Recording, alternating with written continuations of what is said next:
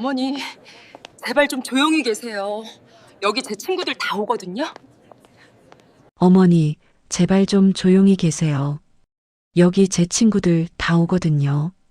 윤미는 시어머니 김정순의 팔을 거칠게 잡아 끌었습니다.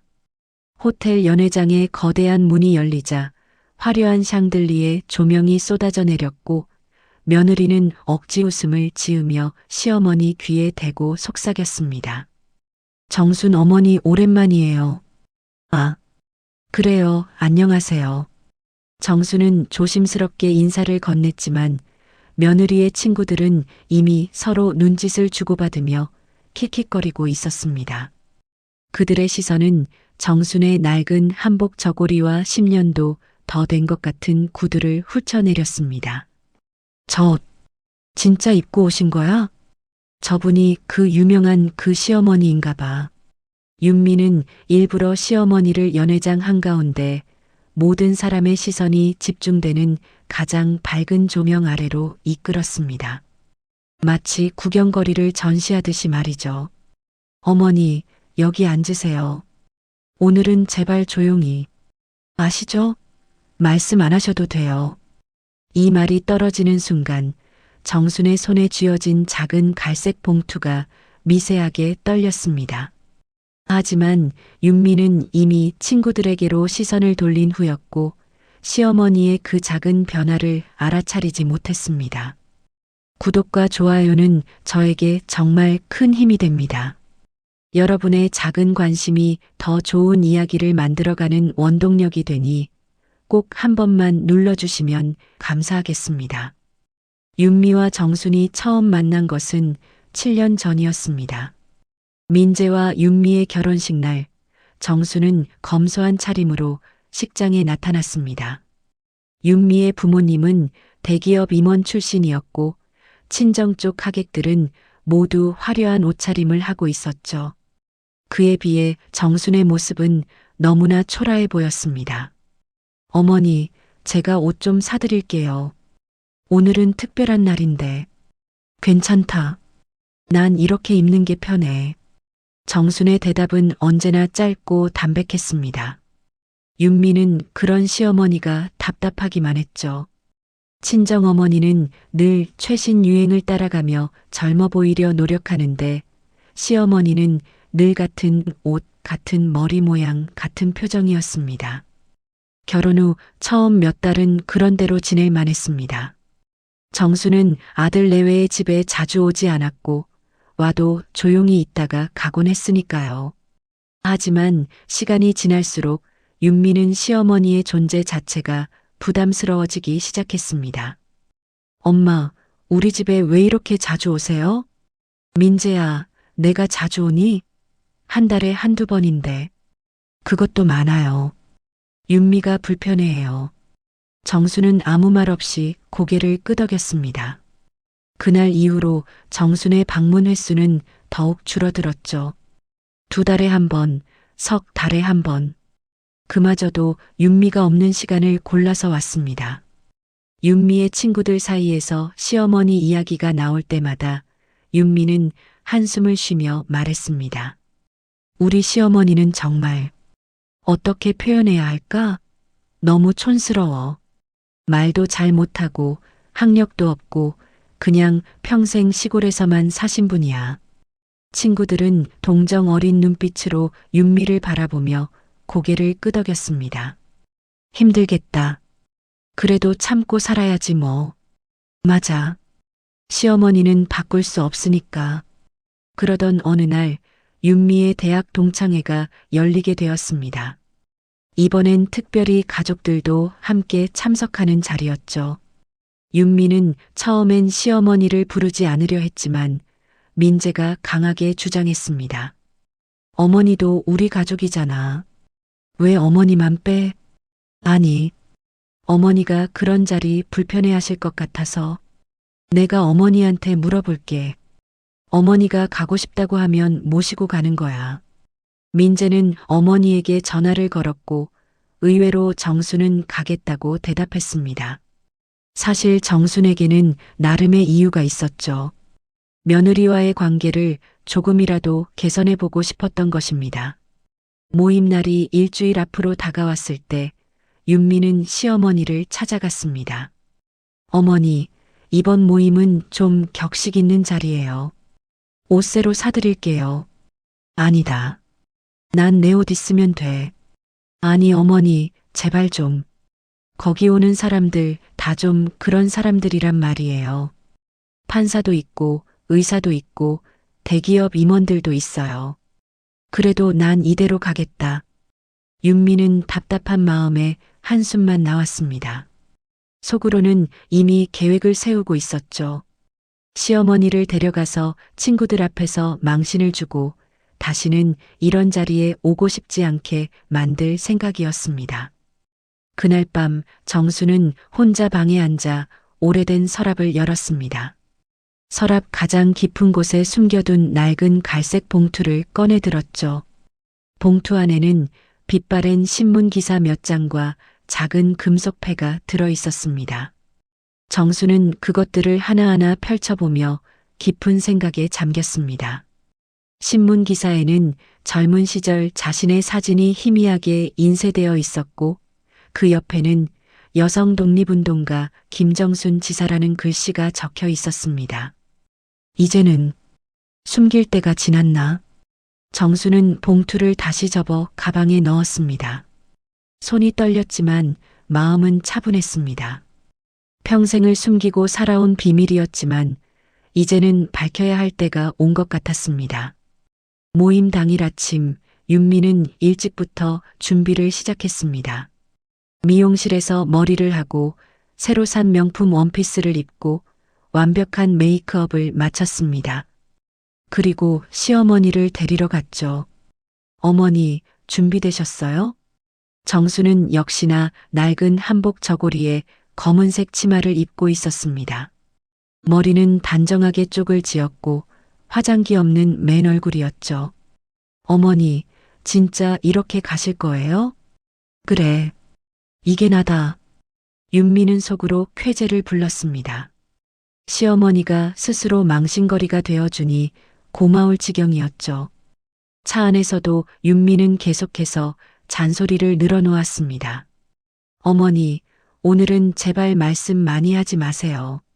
그냥 조용히 계시다가 오는 거예요. 아시겠죠? 알았다. 그리고 음식도 너무 많이 드시지 마세요. 체면이라는 게 있잖아요. 그래. 정수는 조용히 대답하며 창밖을 바라보았습니다. 손에는 여전히 그 갈색 봉투가 들려 있었지만 윤미는 신경도 쓰지 않았습니다. 호텔에 도착하자 윤미는 일부러 시어머니보다 반 바퀴 정도 앞서 걸었습니다. 마치 같이 온 사람이 아닌 것처럼 행동했죠. 엘리베이터 안에서도 윤미는 시어머니와 거리를 두고 섰습니다. 연회장에 들어서자 이미 많은 사람들이 모여 있었습니다. 화려한 드레스와 정장을 입은 사람들 사이에서 정순의 모습은 확실히 튀었습니다. 어머, 윤미야. 어서 와. 윤미 친구들이 다가왔습니다. 그들의 시선은 자연스럽게 정순에게로 향했죠. 이분이 시어머님이시구나? 네. 그래요. 어머님, 안녕하세요. 윤미 친구 최서연이에요. 정수는 조용히 인사를 받았습니다. 하지만 서연이 돌아서자마자 다른 친구들과 수군거리는 소리가 들렸습니다. 저 옷 좀 봐. 진짜 촌스럽다. 윤미 불쌍해. 저런 시어머니를 모시고 살아야 하다니. 윤미는 그 말들을 듣고 속으로 만족스러워했습니다. 계획대로 되어가고 있었으니까요. 그녀는 일부러 시어머니를 연회장 한가운데 있는 테이블로 안내했습니다. 어머니, 여기 앉으세요.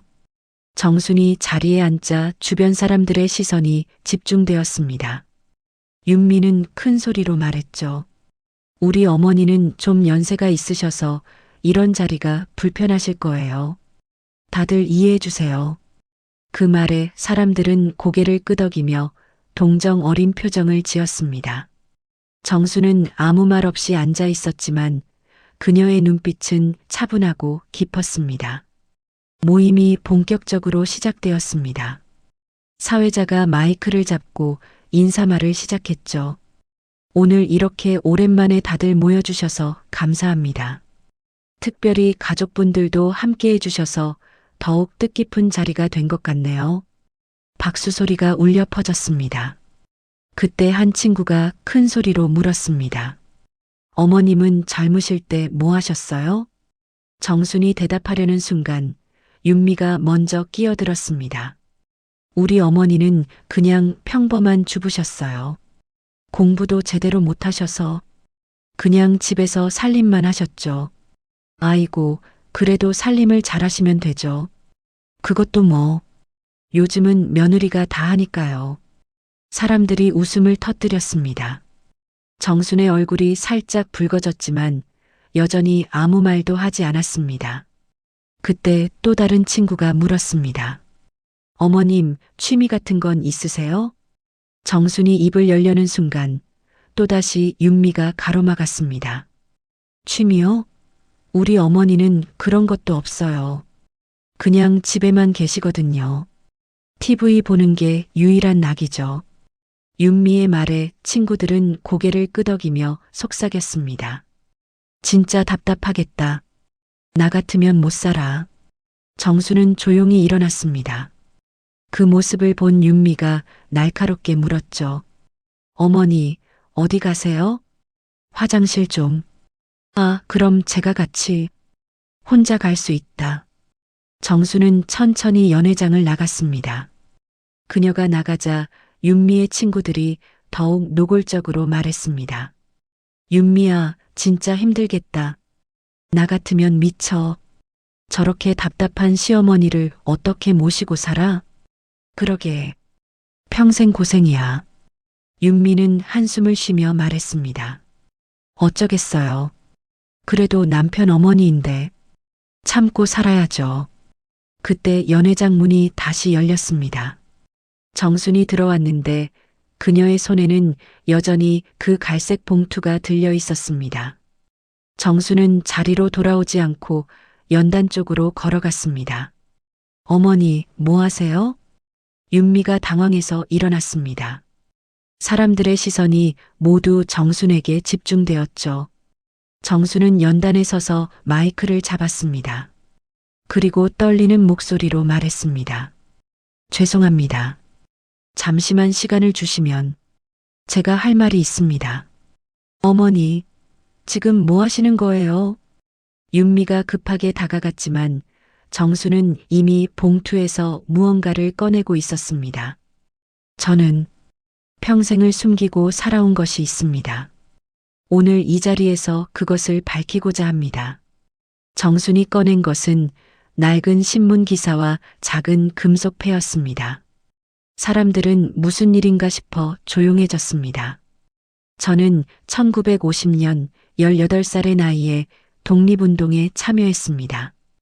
여성 지하 조직의 연락책으로 활동했고 수많은 독립운동가들의 목숨을 구했습니다. 연회장이 순식간에 조용해졌습니다. 믿을 수 없다는 표정으로 정순을 바라보는 사람들 사이에서 한 사람이 벌떡 일어났습니다. 그는 이 모임의 주최자이자 역사학 교수였던 박진호였습니다. 잠깐만요. 혹시 김정순 지사님이십니까? 1950년대 부산 지역에서 활동하신? 네, 맞습니다.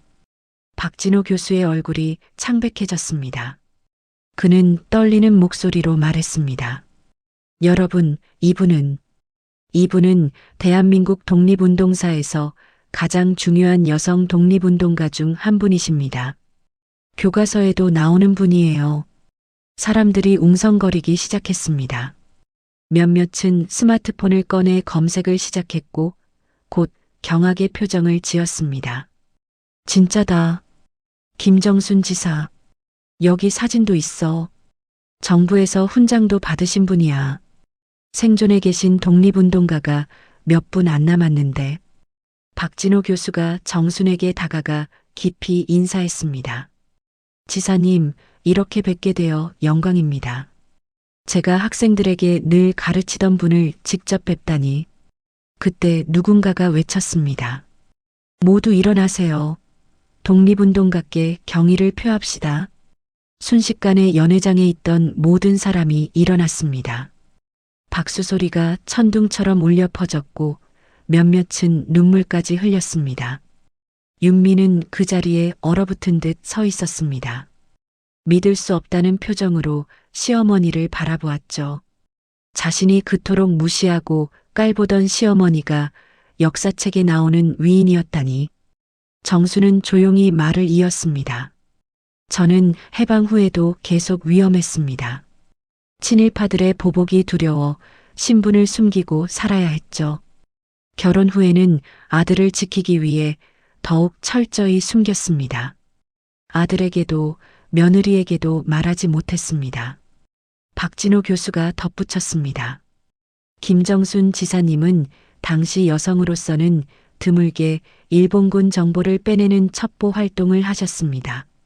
목숨을 걸고 수십 명의 독립운동가를 구출하셨죠.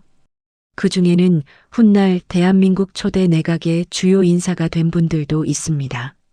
사람들의 박수 소리가 더욱 커졌습니다.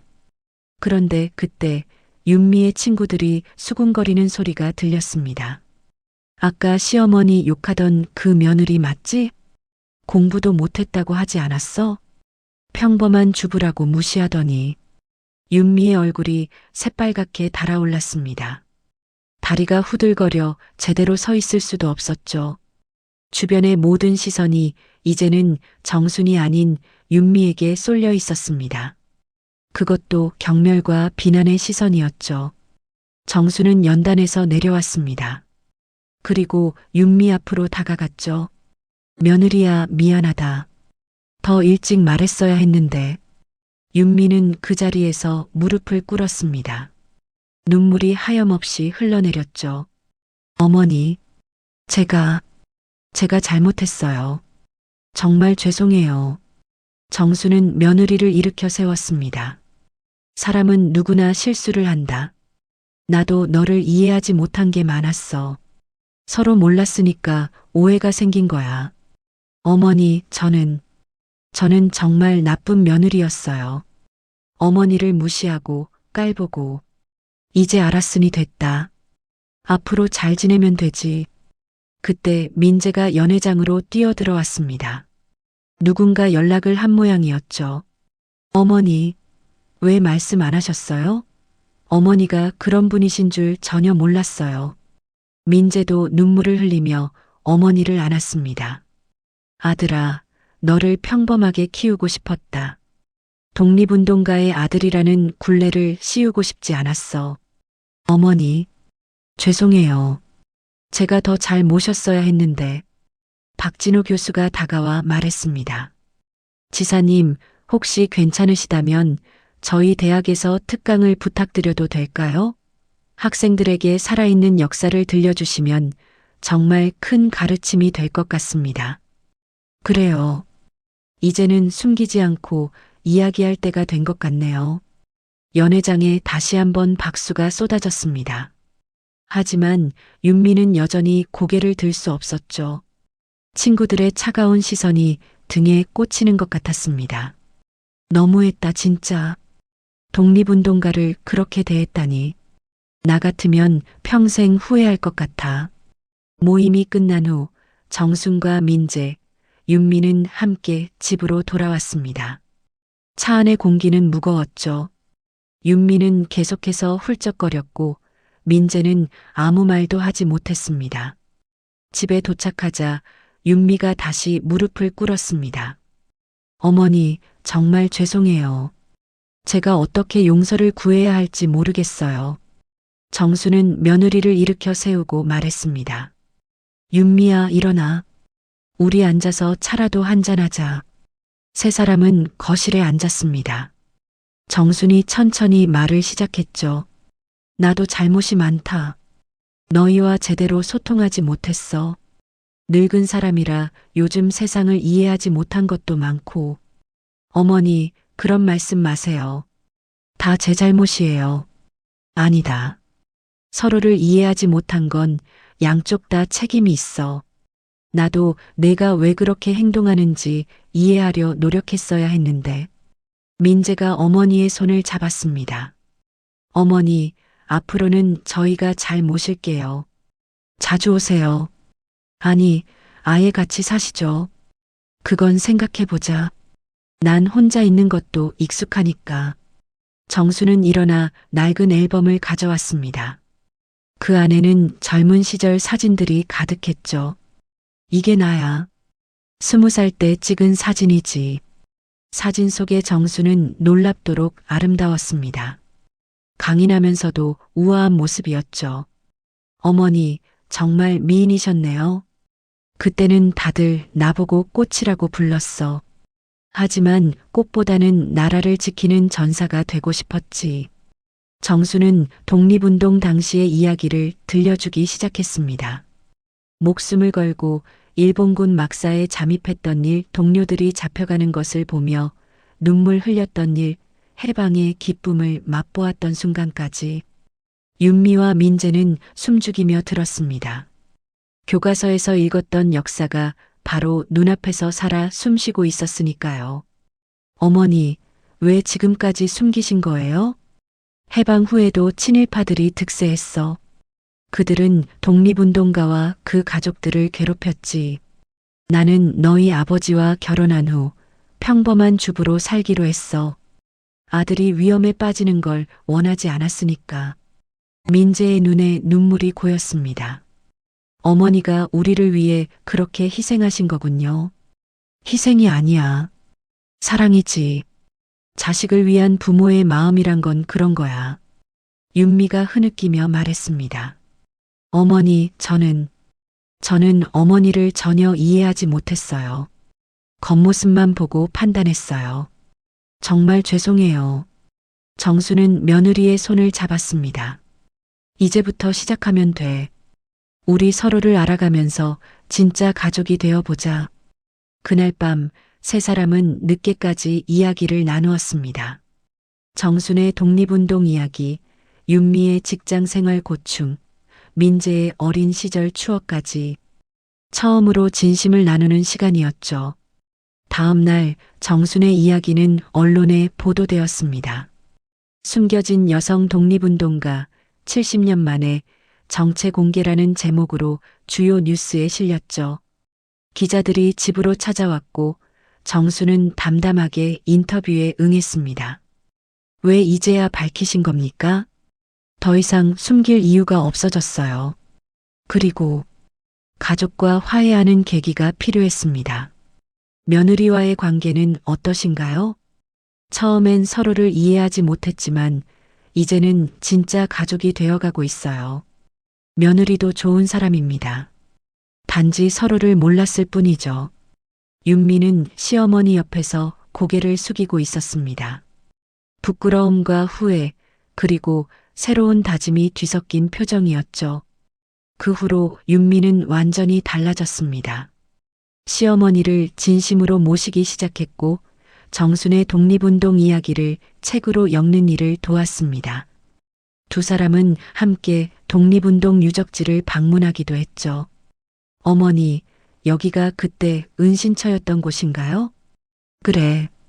이 건물 지하실에서 2달을 숨어 지냈어. 먹을 것도 없고 불도 켤 수 없어서 정말 힘들었지. 어머니의 희생이 있었기에 오늘의 우리가 있는 거네요. 그건 나뿐만이 아니야. 수많은 이름 없는 영웅들이 있었어. 역사에 기록되지 않은 사람들이 더 많지. 정수는 이제 당당하게 거리를 걸었습니다. 사람들은 그녀를 알아보고 인사를 했고 학교에서는 특강 요청이 쇄도했습니다. 하지만 정수는 여전히 겸손했죠. 난 그저 해야 할 일을 했을 뿐이야. 진짜 영웅은 목숨을 바친 사람들이지. 윤미는 시어머니의 특강에 항상 함께했습니다. 그리고 자신의 SNS에 시어머니의 이야기를 올리며 자랑스러워했죠.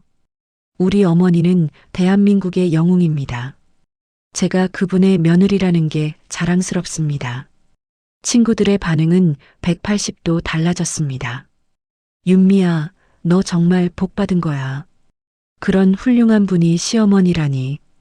부럽다. 살아있는 역사를 곁에서 모시다니. 전에 우리가 정말 무례했어. 미안해. 하지만 윤미는 고개를 저었습니다. 아니야. 나도 잘못했어. 겉모습만 보고 사람을 판단했으니까. 이제야 깨달았어. 진짜 품격은 옷차림이나 학력이 아니라 그 사람이 살아온 삶에서 나오는 거더라. 정순과 윤미의 관계는 시간이 지날수록 더욱 돈독해졌습니다. 정순은 며느리에게 요리를 가르쳐 주었고 윤미는 시어머니에게 컴퓨터를 가르쳐 드렸죠. 어머니, 이렇게 클릭하시면 돼요. 이 나이에 이런 걸 배워서 뭐하니? 어머니 이야기를 더 많은 사람들에게 알려야죠. 블로그도 만들어 드릴게요. 두 사람은 함께 웃으며 컴퓨터 앞에 앉아 있었습니다. 과거의 차가운 관계는 이제 어디에도 없었죠. 어느 날 정순이 윤미에게 말했습니다. 며느리야, 고맙다. 무슨 말씀이세요? 제가 감사하죠. 아니야. 내가 나를 그 모임에 데려갔기에 이 모든 일이 시작됐어. 비록 내 의도는 달랐지만 결과적으로는 우리 가족이 하나 되는 계기가 됐잖아. 윤미는 부끄러워하며 고개를 숙였습니다. 어머니, 그때 정말 죄송했어요. 이제 그만 미안해해. 우리는 가족이야. 가족은 용서하고 사랑하는 거지. 정순의 이야기는 곧 책으로 출간되었습니다. 숨겨진 영웅, 김정순이라는 제목으로 나온 책은 베스트셀러가 되었죠. 출판 기념회에서 정순은 말했습니다. 이 책은 나 혼자 쓴 게 아닙니다. 내 며느리 윤미가 함께 써준 책입니다. 그녀가 없었다면 이 책도 지금의 나도 없었을 겁니다. 윤미는 눈물을 흘리며 시어머니를 안았습니다. 객석에서는 뜨거운 박수가 쏟아졌죠. 1년이 지난 후 정수는 정부로부터 최고 등급의 독립유공자 훈장을 추가로 받았습니다. 시상식장에는 민재와 윤미가 함께했죠. 대통령이 정순에게 훈장을 수여하며 말했습니다. 김정순 지사님의 희생과 헌신에 깊은 감사를 드립니다. 지사님 같은 분들이 있었기에 오늘의 대한민국이 있습니다.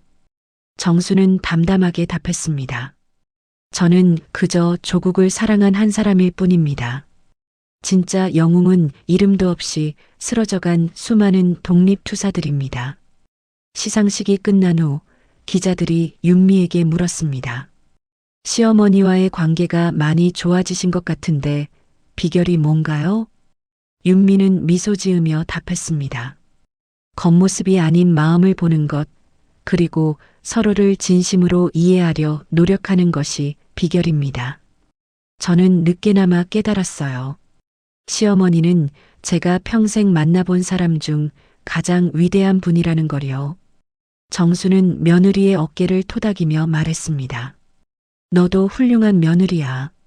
과거의 잘못을 인정하고 바뀌려 노력하는 것, 그게 진짜 용기지. 세 사람은 함께 시상식장을 나왔습니다. 햇살이 따뜻하게 내리쬐는 가운데 그들은 나란히 걸었죠. 더 이상 거리를 두지 않고 서로를 의지하며 걸었습니다. 그로부터 몇 년 후 정수는 아흔을 바라보는 나이에도 여전히 건강했습니다.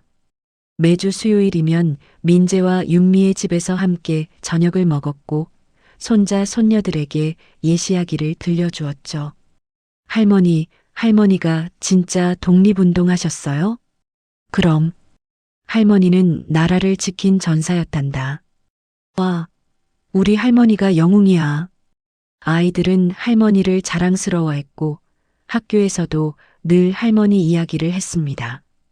윤미는 시어머니를 바라보며 생각했습니다. 한때는 그토록 부끄러워했던 시어머니가 이제는 가장 큰 자랑이 되었다고. 겉모습만 보고 판단했던 자신이 얼마나 어리석었는지 다시 한번 깨달았죠. 어느 날 저녁 정순이 윤미에게 말했습니다. 며느리야, 내가 살아있는 동안 너에게 모든 걸 전해주고 싶구나. 요리법도 옛 이야기도 우리 가문의 전통도 어머니 천천히 가르쳐 주세요. 전 다 배울게요. 그래. 우리에게 시간은 충분해. 두 사람은 부엌에서 함께 김치를 담그며 웃었습니다. 한때는 서로를 이해하지 못해 상처 주고받았지만 이제는 누구보다 가까운 사이가 되었죠. 정순의 이야기는 여러 다큐멘터리로 제작되었고 학교 교과서에도 실렸습니다. 하지만 정순에게 가장 큰 보람은 가족과의 화해였죠. 마지막 인터뷰에서 정순은 이렇게 말했습니다. 독립운동도 중요했지만 가족과 화해하고 서로를 이해하게 된 것이 내 인생 최고의 성취입니다. 며느리 윤미는 이제 내 진짜 딸이에요. 윤미도 덧붙였습니다. 시어머니는 제게 진정한 품격이 무엇인지 가르쳐 주셨어요. 학력이나 재산, 외모가 아닌 그 사람이 살아온 삶과 품성이 진짜 가치라는 걸 배웠습니다. 세상에서 가장 큰 착각은 겉모습만 보고 사람을 판단하는 것입니다. 겸손한 마음에는 언제나 깊은 이야기가 숨어 있습니다. 누군가를 가볍게 대하지 마세요. 그 사람이 걸어온 길에는 우리가 모르는 긴 세월과 역사가 있습니다. 우리 주변에도 정순 할머니 같은 분들이 계실지 모릅니다. 평범해 보이는 이웃 어르신이 놀라운 과거를 간직하고 계실 수도 있고 조용한 동료가 대단한 재능을 숨기고 있을 수도 있습니다. 사람을 대할 때는 항상 존중하는 마음을 가지세요. 첫인상으로 판단하지 말고 그 사람의 이야기를 들어보세요. 여러분이 무심코 지나친 사람이 인생의 스승이 될 수도 있습니다. 오늘 이야기를 들으시고 어떤 생각이 드셨나요? 혹시 여러분도 누군가를 겉모습만으로 판단한 적이 있나요? 아니면 반대로 오해받은 경험이 있으신가요? 댓글로 여러분의 이야기를 들려주세요. 그리고 이런 의미 있는 이야기가 더 많은 분들께 전해질 수 있도록 구독과 좋아요 부탁드립니다. 여러분의 작은 관심이 더 좋은 콘텐츠를 만드는 큰 힘이 됩니다. 오늘도 끝까지 시청해 주셔서 진심으로 감사드립니다. 다음에도 더 감동적이고 교훈적인 이야기로 찾아뵙겠습니다. 건강하고 행복한 하루 보내세요.